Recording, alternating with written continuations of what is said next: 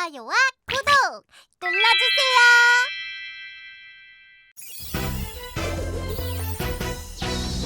인물로 만나는 우리의 역사 5천년 역사를 만든 별들의 이야기 우리 함께 열어볼까 시간의 문 금별쌤과 함께 처음 만나는 인물 한국사 안녕하세요, 금별쌤입니다. 안녕하세요. 여러분의 영웅은 누구인가요? 저의 영웅은 저희 아빠예요. 제가 위험할 때 구해주시거든요. 네, 영웅 맞네요. 위기에서 구해주는 사람을 영웅 이렇게 부르죠. 자, 오늘 만날 분도 영웅입니다. 고구려를 구해낸 영웅 을지문덕 장군입니다. 고구려에 무슨 일이 생겼나요? 네, 고구려보다 더 강한 나라가 나타났거든요. 자, 어서 고구려로 떠나볼까요? 도와줘요, 을지문덕 장군. 나는 고구려의 장군 을지문덕이다. 나보다 훨씬 강한 상대를 이기는 법이 궁금한가? 이제부터 알려주지.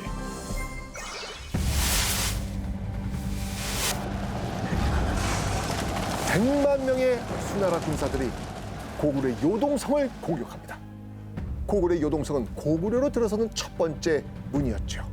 우와, 무서워요. 그런데 수나라는 왜 고구려를 괴롭히는 거예요? 우선 수나라가 어떤 나라인지 한번 알아보죠. 400년 동안 중국 대륙은요, 여러 나라로 나뉘어 있었거든요. 이런 혼란의 시대를 정리하고 중국 대륙을 통일한 나라가 있었으니 그것이 바로 수나라였습니다. 수나라, 정말 무시무시한 나라였네요. 400년 만에 중국을 통일한 수나라 군대는 정말 세계 최강이었습니다. 중국을 넘어 주변 나라까지 벌벌 떨게 할 정도로 정말 강한 나라였습니다. 아, 우리 수나라에게 무릎을 꿇어라. 무서워. 그런데 수나라 앞에 고개를 숙이지 않는 나라가 있었으니 우리가 참 잘 나가는데 고구려가 자꾸 걸리네. 수나라는요, 고구려에게 수나라 아래로 들어올 것을 요구합니다. 하지만 이 수나라에게 맞서는 고구려. 우리 고구려는 그 누구에게도 고개를 숙이지 않아. 수나라는 고구려를 그냥 두면 이 다른 나라들도 고구려를 따라 말을 듣지 않을까 걱정했겠죠. 고구려를 굴복시키기 위해 대대적으로 전쟁을 준비합니다. 612년 수나라의 100만 군대가 고구려를 침략합니다. 수나라군은 고구려 요동성을 총공격하죠. 고구려는 자신보다 몇 배 많은 수나라 군대와 전면전을 하면 이거 이길 수 없겠는데 라고 판단합니다. 그래서 요동성 안에서 버티기 작전을 펼칩니다. 저는 못 보겠어요. 고구려가 질 것 같아요. 다들 고구려가 수나라에 바로 질 것이라고 생각했지만 우리의 고구려 호락호락하지 않아요. 공격을 시작한 지 4개월이 지나도록 수나라 군대는 요동성을 무너뜨리지 못합니다. 숱한 전투에서 이기며 이 중국을 통일한 수나라 군대가 아니 이 작은 성 하나 함락하지 못하고 있다. 이거 믿겨지십니까? 수나라 황제가 화가 많이 났겠는데요? 이 요동성을 차지하지 못한 수양제의 이 마음이 급해집니다. 고구려의 심장부를 바로 공격하기로 결심하죠. 수도 평양성으로 30만 명의 별동대를 보냅니다. 수도를 뺏기면 나라가 망할 수도 있잖아요. 바람 앞에 촛불과도 같은 고구려의 운명. 평양성으로 향하는 압록강을 사이에 두고 고구려 군과 수나라 군이 대치합니다. 바로 그때 홀로 압록강을 건너는 사람이 있었으니 바로 고구려 군의 대장 을지문덕입니다. 수나라 군사들이 모여있는 곳으로 들어간 을지문덕 장군. 수나라 군들이 잔뜩 모여있는 곳으로 일부러 들어갔다고요? 을지문덕 장군은 수나라군의 대장 우중문에게 수나라군이 철군하면 항복하겠소 라고 이야기합니다. 도망갈 길도 열어주겠다고 약속을 하지요. 에? 항복이요? 을지문덕은 영웅이라면서요. 사실 이건 거짓말이었어요. 을지문덕은 항복할 생각 전혀 없었습니다. 수나라가 평양으로 향해 진격한 걸 늦추려는 의도로 가짜 항복을 했던 겁니다. 수나라의 속사정을 알아보기 위한 목적도 있었고요. 이 수나라 군사들이 부상자가 많고 먹을 것이 없어서 굶고 있다는 사실도 알게 됩니다. 목적을 달성한 을지문덕은 다시 압록강을 건너 고구려 평양성으로 돌아가지요. 그리고 수나라와 싸움을 하고 일부러 집니다. 싸우고 지고 싸우고 지고 이걸 무려 7번이나 반복합니다. 일부러 저요? 수나라 군사들을 지치게 하고 시간을 끌어서 식량을 부족하게 만들려는 목적이었습니다. 이때 을지문덕이 수나라 대장 우중문에게 편지를 보냈지요. 신묘한 책략은 하늘의 원리에 통달하였고 오묘한 꾀는 땅의 이치를 꿰뚫었으며 전쟁에서의 공 또한 이미 높으니 족한 줄 알고 그만둠이 어떠한가? 이게 무슨 말이에요? 너네도 할 만큼 했으니 이제 돌아가시오라는 말입니다. 사실 수나라 군대에서는요, 돌아가자는 의견이 나왔었거든요. 식량이 부족하니까 평양성까지 가는 게 힘들었기 때문입니다. 그런데 그냥 돌아가자니 창피하고 황제한테 크게 혼이 날 거 아닙니까? 우중문에게는 돌아갈 명분이 필요했던 겁니다. 그런데 고구려군의 대장 을지문덕이 이 항복 편지를 보내왔으니 수나라군에겐 돌아갈 명분이 생기게 된 것이죠. 우중문은 못 이기는 척 을지문덕의 편지를 따르기로 합니다. 평양성을 포기하고 수나라로 돌아가기로 말이죠. 6개월간 진행된 고구려와의 전쟁을 마무리하고 고구려 땅을 떠나는 수나라 군대. 30만 수나라 군대는 살수란 강에 다다릅니다. 뭐예요? 이렇게 순순히 분해진다고요? 강을 건너기 시작한 수나라 군대. 바로 그때 따라오는 화살. 고구려군이 수나라 군대 뒤쪽을 공격하기 시작합니다.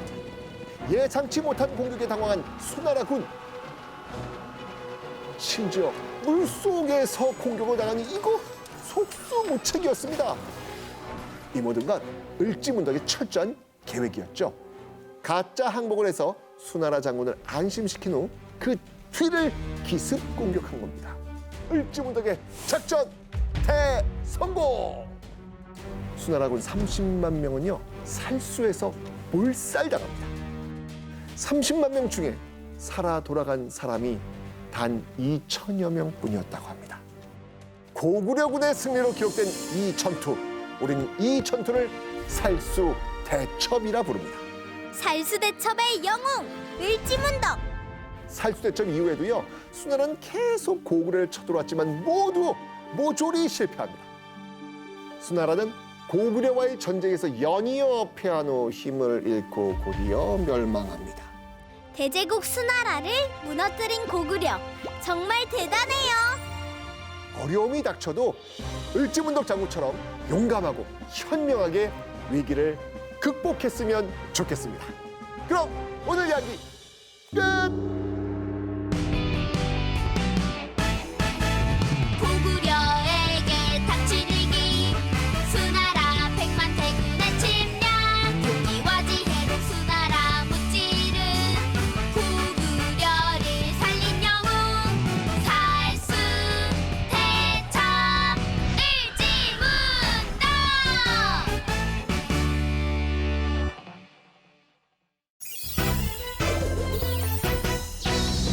인물로 만나는 우리의 역사 5천년 역사를 만든 별들의 이야기 우리 함께 열어볼까 시간의 문. 금별쌤과 함께 처음 만나는 인물 한국 삼국시대를 여행 중인데요. 오늘 드디어 삼국이 통일됩니다. 누가 이겼나요? 오늘의 주인공 문무왕을 만나면 알 수 있습니다. 문무왕은 어느 나라 왕이에요? 그건 문무왕에게 직접 들어봅시다. 나는 김범민, 신라의 30대 왕 문무왕이야. 아버지가 꿈꿨던 삼국 통일을 이루고 싶어. 나의 도전을 지켜봐줘. 661년 신라의 궁궐엔 울음소리가 가득합니다. 이들이 슬퍼하는 이유, 바로 무열왕이 생을 마감했기 때문입니다. 무열왕이 누구예요? 무열왕 김춘추는 신라의 29대 왕이죠. 뛰어난 외교 능력으로 신라와 당의 동맹을 이끌어냈습니다. 직접 바다를 건너 당나라로 찾아가 당 황제의 약속을 받아냈죠. 어떤 약속이요? 신라가 고구려 백제를 공격할 때 당이 도와주면 평양 위쪽의 고구려 땅은 당이 갖고 평양 아래의 고구려 땅과 백제를 신라가 갖기로 말이죠. 이 약속을 나당 동맹 이렇게 부릅니다. 엥? 고구려의 그 넓은 땅을 당나라에게 준다고요? 힘이 약했던 신라가 삼국을 통일하려면 당의 도움을 받을 수밖에 없잖아요. 당나라도 신라의 도움이 필요했고요. 당나라는 예전부터 이 고구려를 차지하고 싶었는데 매번 실패했거든요. 660년 당나라의 13만 대군이 한반도로 향합니다. 신라군과 당나라군은 힘을 합쳐 백제를 공격하죠.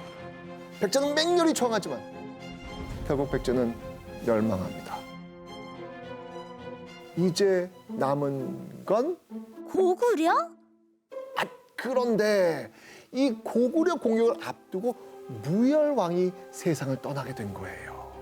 삼국 통일을 향해 마구마구 달려가던 신라에게 브레이크가 걸린 상황이었죠. 바로 이 운전대를 이어받은 사람이 누구냐? 무열왕의 아들 김범민. 오늘의 주인공 신라 30대 왕 문무왕입니다. 문무왕은 아버지의 죽음에 슬퍼할 여유가 없었습니다. 나당 동맹을 이어가야 했고요. 고구려를 정벌해야 했으니까요. 고구려는 수나라의 100만 대군을 막아낼 정도로 강한 나라잖아요. 신라와 당나라가 힘을 합친다고 해도 고구려를 이길 수 있을까요? 고구려는 강한 나라죠. 수나라 다음에 중국을 차지한 당나라는요, 2차례나 고구려를 공격했지만 실패했습니다. 하지만 문무왕이 왕이 된 시기 고구려의 상황이 좀 달라져요. 고구려의 최고 권력자 연개소문이 세상을 떠납니다. 연개소문이 죽은 후 이 연개소문의 세 아들이 서로 고구려를 차지하겠다고 싸워요. 결국 고구려는 큰 혼란에 빠졌고요. 힘이 약해지게 된 겁니다. 바로 이 어지러운 고구려의 상황을 틈타 나당연합군이 고구려의 수도 평양성을 공격합니다. 무려 한 달간 이어진 전투. 결국 고구려는 나당연합군에 의해 멸망합니다.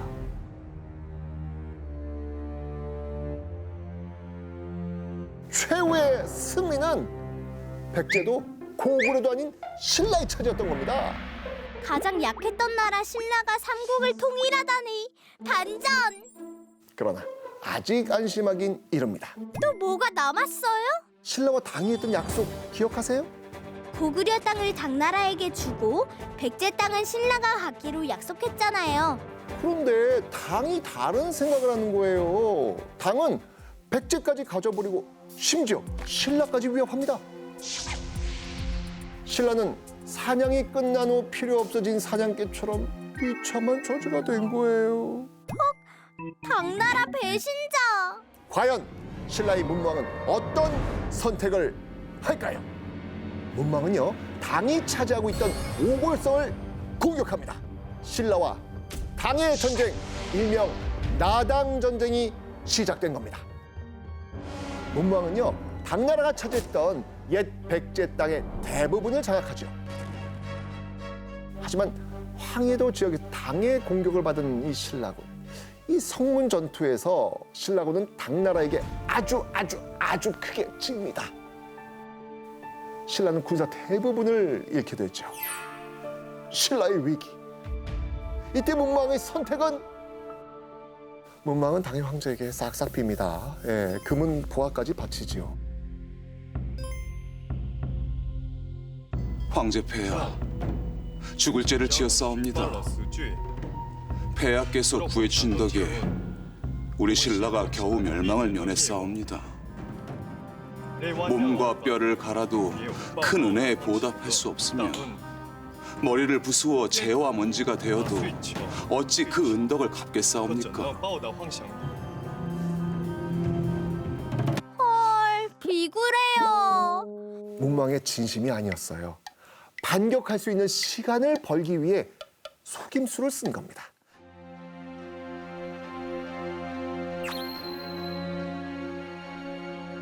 당시 당나라 서쪽에서는요, 토번이라는 세력이 힘을 키우고 있었는데요. 당나라는 토번을 신경 써야 됐기 때문에 신라와의 전쟁에 집중할 수 없는 상황이었습니다. 문무왕은 이런 상황을 잘 파악하고 있었던 것이죠. 당나라가 토번 세력 신경을 쓰느라 계속 신라를 쳐다볼 수 없으니까 당나라를 안심시켰다가 공격하고 안심시켰다가 공격할 수 있었던 겁니다. 비굴하게 연기하는 것도 똑똑해야 가능한 겁니다. 문무왕은 정말 현명하네요. 일단 살아남고 봐야죠. 당나라를 안심시킨 후 문무왕은 당나라 군을 막을 수 있는 성을 짓습니다. 당나라를 속이고 전쟁을 준비한 문무왕 드디어 발톱을 드러냅니다. 당나라 20만 대군이 진을 치고 있는 매소성 부근 3만 명의 신라군이 당나라군을 공격합니다. 과연 이 전투의 결과는 두구두구두구. 신라의 승리! 연이어 신라군은요, 기벌포 전투에서도 승리를 거두죠. 마침내 당나라를 한반도에서 쫓아내는 데 성공한 문무왕. 7년 동안 이어진 나당 전쟁은 신라의 승리로 끝이 나게 됩니다. 당시엔 한 나라가 다른 나라를 정복하면 그 백성을 노예로 삼는 경우가 대부분이었거든요. 하지만 문무왕은 달랐습니다. 고구려와 백제의 백성까지 신라의 백성으로 끌어안습니다. 진정한 의미의 삼국 통일을 이루려고 했던 것이죠. 그런데 선생님, 삼국이 통일되면 뭐가 좋은 거죠? 그동안은 고구려 백제 신라가 서로 싸우느라고 백성들이 전쟁터에 나가야 됐잖아요. 근데 삼국 통일이 됐으니까 백성은 이제 칼 대신 농기구를 들 수 있게 된 겁니다. 오호! 전쟁 끝! 평화 시작! 삼국 통일의 꿈을 이룬 문무왕은요, 681년에 생을 마감합니다. 그리고 유언을 남기죠. 내가 죽으면 몸을 화장하여 동해에 묻어달라. 내가 용이 되어 신라를 침입하는 왜구를 막아내리라. 죽어서도 신라를 지키겠다는 문무왕의 의지 느껴지시나요? 경주에 가면요, 바다 위에 있는 문무대왕릉을 볼 수 있습니다. 가장 약한 나라 신라가 삼국 통일의 주인공이 되었다. 와, 이 놀랍지 않습니까? 어린이 여러분도요, 목표를 명확하게 세우고 꾸준히 노력하다 보면 꿈을 이룰 수 있을 겁니다. 자, 그럼 오늘의 이야기 끝!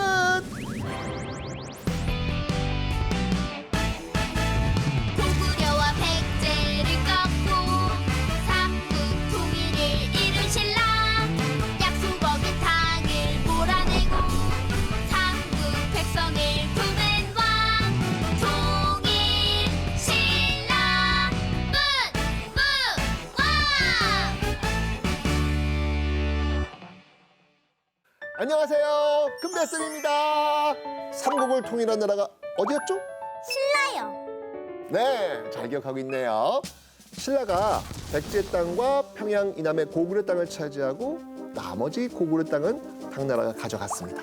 당나라가 가져간 고구려 땅에 살던 고구려 백성은 어떻게 됐어요? 그들을 고구려 유민이라고 부르는데요. 유민이라고 하는 것은 망해서 없어진 나라의 백성들을 말합니다. 오늘의 주인공 대조영. 이 대조영이 바로 고구려 유민이었습니다. 한국사를 빛낸 별 대조영을 만나 볼까요? 나는 대조영이야. 새로운 나라 바레를 세웠지. 바레를 세우기까지 고생을 했단다. 나의 이야기 들어볼래? 668년 고구려가 신라 당나라 연합군 공격을 받습니다. 한 달여간 이어진 전투. 하지만 끝내 고구려는 신라 당나라 연합군에 무너집니다. 700여 년 동안 이어진 고구려 역사의 끝이었습니다. 고구려 백성들은 유민이 되어 당나라의 지배를 받게 되지요. 고구려란 나라는 망했지만 당나라는 여전히 고구려 사람들을 경계했습니다. 고구려 유민들이 고구려를 다시 세우겠다며 반란을 일으킬까 봐 걱정했던 겁니다. 그래서 당나라는 이 고구려 유민을 뿔뿔이 흩어놓지요.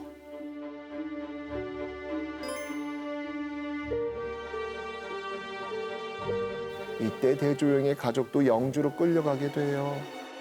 영주를 다스리는 당나라 관리는 고구려 유민에게 매우 가혹하게 굴었습니다. 무리하게 세금을 걷어들이고 고구려 유민들이 다른 곳으로 도망가지 못하게 철저히 감시했지요. 당나라는 고구려 유민을 노예처럼 대했습니다. 나라가 없다는 건 나를 지켜줄 존재가 사라진다는 뜻이군요. 영주에는요 고구려 유민 외에도요 거란족, 말갈족도 있었거든요. 이들도 당나라 지배를 받으며 비참하게 살아가고 있었죠. 그런데 거란족이 반란을 일으킵니다. 거란의 아들들은 손에 병장기를 들고 날 따르라! 그리고 영주 지역을 차지하네요. 이 거란의 반란에 당나라 당황합니다.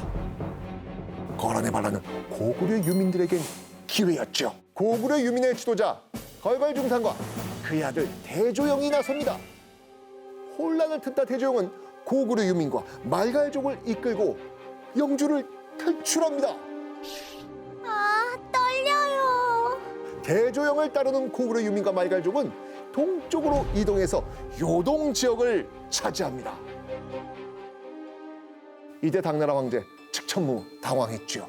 대조영 세력이 생각보다 힘이 커졌으니까요. 측천무는 대조영에게 벼슬을 주겠다 꼬셔보지만 대조영은 이 제안을 단호하게 거부합니다. 이에 분노한 측천무. 지금 당장 원정대를 영주로 보내라. 대조영의 야욕을 막아야 할 것이야. 대조영을 향한 당나라 토벌단의 공격. 이때 대조영과 함께 영주를 탈출한 말갈족의 지도자 걸사비우가 죽습니다. 대조영 세력의 위기. 안 돼. 우리의 대조영 쉽게 무너지지 않습니다. 천문령에서 당나라 군대에 맞섭니다. 결과는 대조영의 승리. 천문령 전투에서 당나라군은 대조영의 군대에 패 전멸합니다. 우와, 대조영 최고. 대조영이 이끄는 고구려 유민과 말갈족은요 계속 동쪽으로 이동합니다. 그리고 마침내 동모산에 도착하지요. 대조영이 동모산에 터를 잡았다는 소문이 퍼지니까 흩어져 있던 고구려 유민들이 동모산으로 모여듭니다. 우리들의 국왕이 되어 주시옵소서.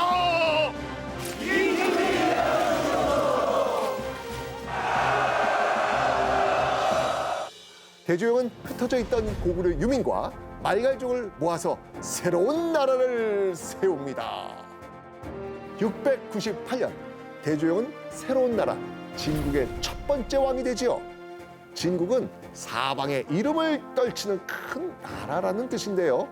나중에 나라 이름을 바레로 바꾸게 됩니다. 바레의 건국으로 우리 역사에 새로운 시대가 열리는데요. 바로 남북국 시대. 대동강 북쪽에는 바레, 남쪽에는 통일신라가 역사를 이어갑니다. 발해의 땅은 지금 우리나라의 땅이 아닌데 발해의 역사가 우리의 역사인가요? 네, 당연하죠. 발해는 고구려를 계승한 나라입니다. 그래서 우리의 역사가 되는 것이죠. 발해 왕족의 무덤 양식도요, 고구려의 무덤 양식을 따르고 있고요. 발해도 고구려처럼 온도를 사용했습니다. 온돌은 지금도 우리가 쓰는 건데. 이것 좀 보세요. 발해의 기와와 고구려 기와 비슷하죠? 발해 문화유산을 보면요, 고구려의 것과 상당히 닮아 있습니다.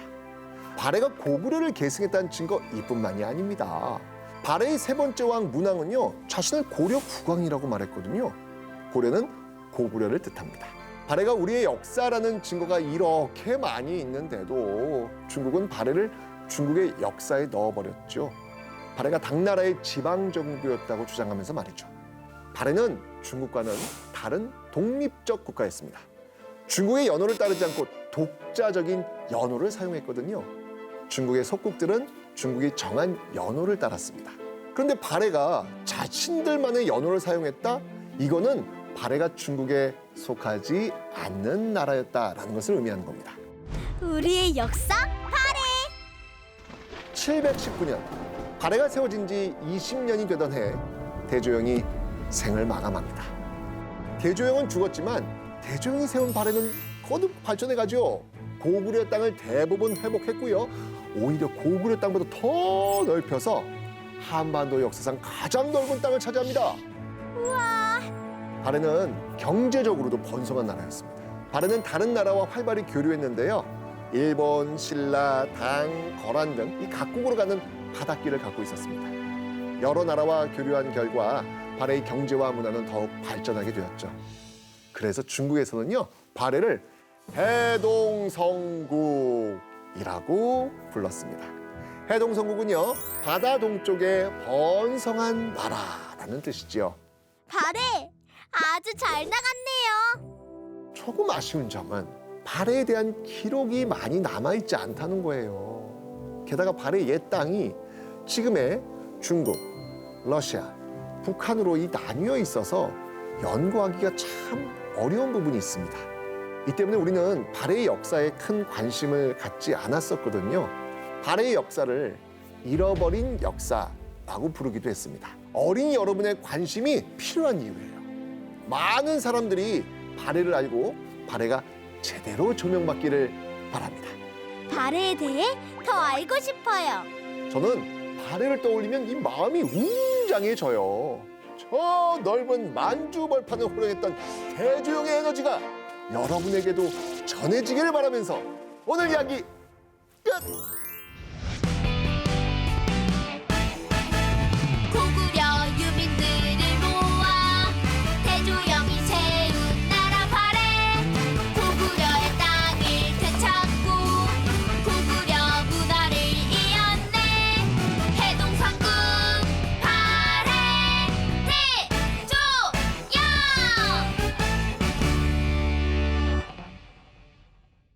안녕하세요. 큰별쌤입니다. 안녕하세요. 여러분의 꿈은 무엇이죠? 제 꿈은 가수, 축구 선수, 과학자, 그리고 또 아무튼 엄청 많아요. 자, 오늘 만날 주인공도요, 직업이 여러 가지였습니다. 군인이자 사업가였고요. 해적으로부터 바다를 지키는 일도 맡았습니다. 바로 바다의 왕 장보고입니다. 나는 장보고야. 나는 맨주먹으로 바다의 왕이 되었단다. 장보고는요, 바닷가 마을에서 태어납니다.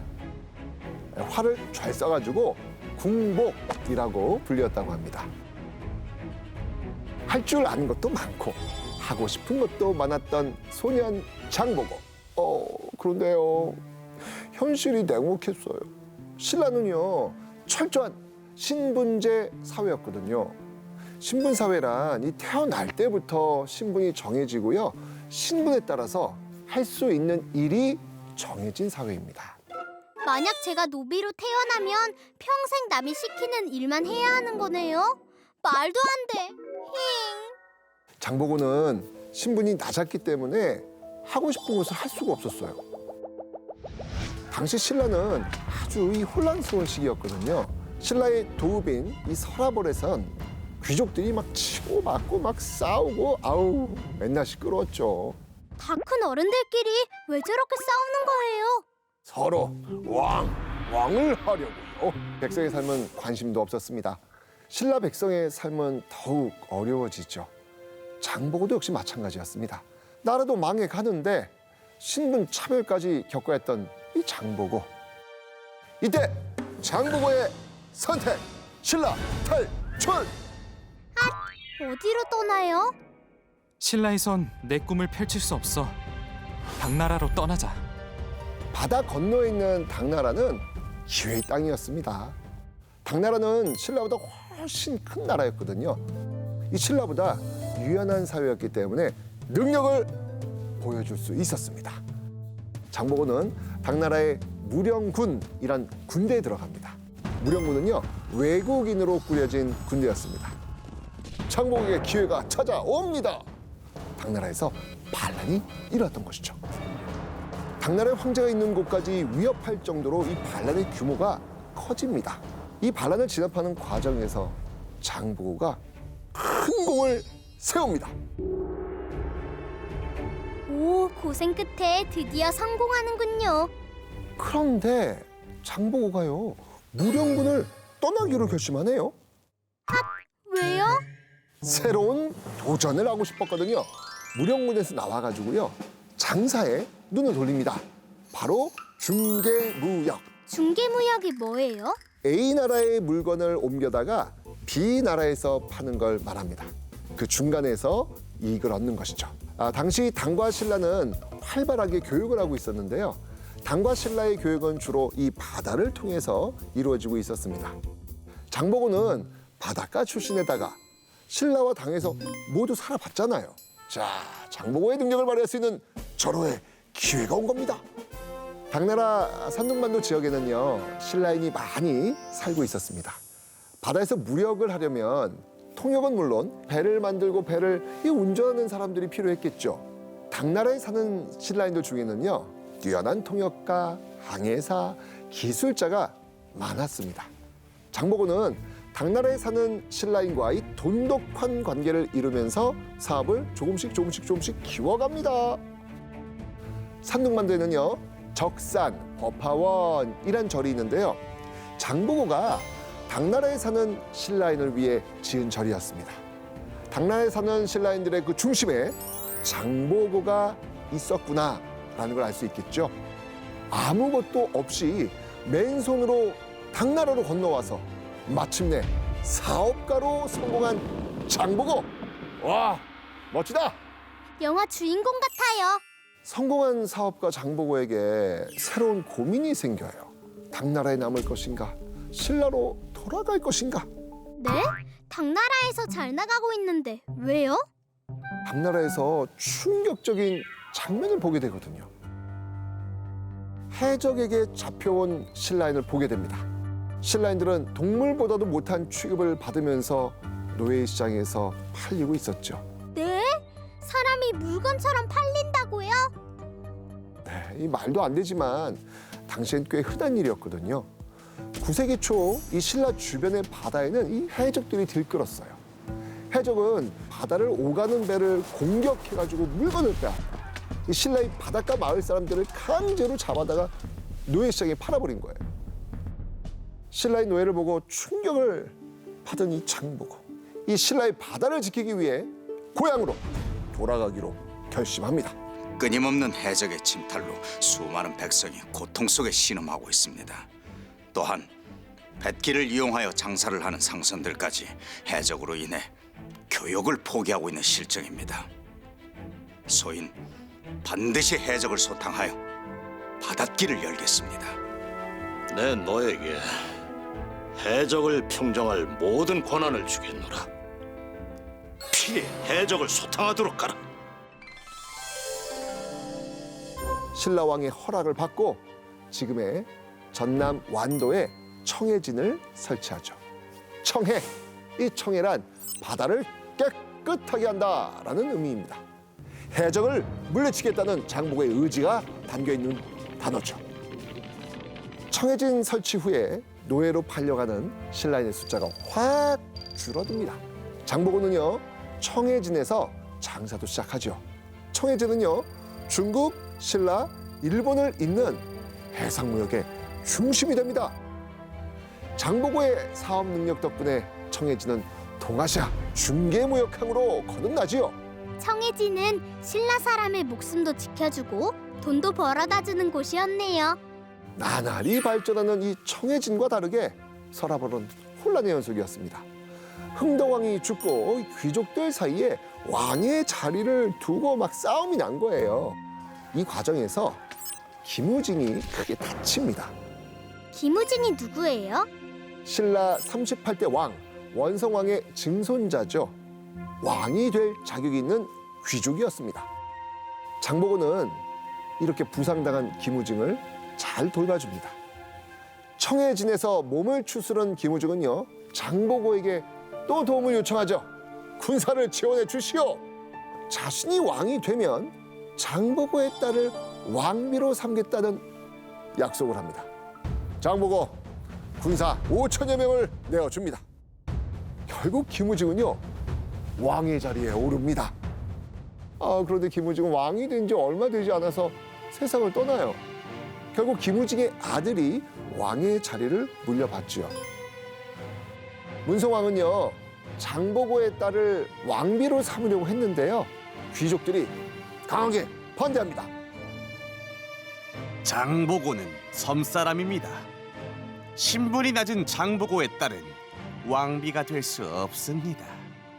장보고의 힘이 세져서 왕까지 결정할 정도가 되니까 귀족들은 장보고가 못마땅했겠죠. 화가 난 장보고가 청해진에서 반란을 일으켰다라는 이야기도 있는데 이건 확실하지 않습니다. 하지만 이 귀족들이 장보고가 반란을 일으킬까 봐 불안하긴 했겠죠.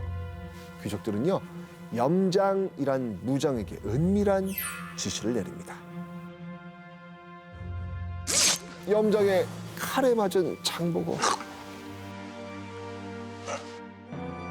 결국 숨을 거둡니다. 안 돼!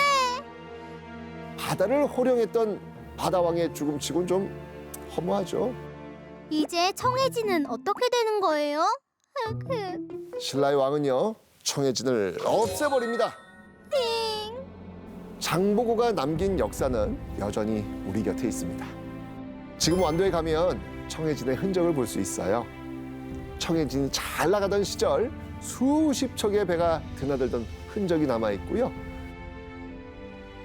청해진 사람들이 쓰던 우물의 흔적도 볼 수 있습니다. 넓은 바다를 보면서 장보고가 꿨던 그 큰 꿈을 한번 느껴보시기 바랍니다. 그럼 오늘 이야기 끝! 안녕!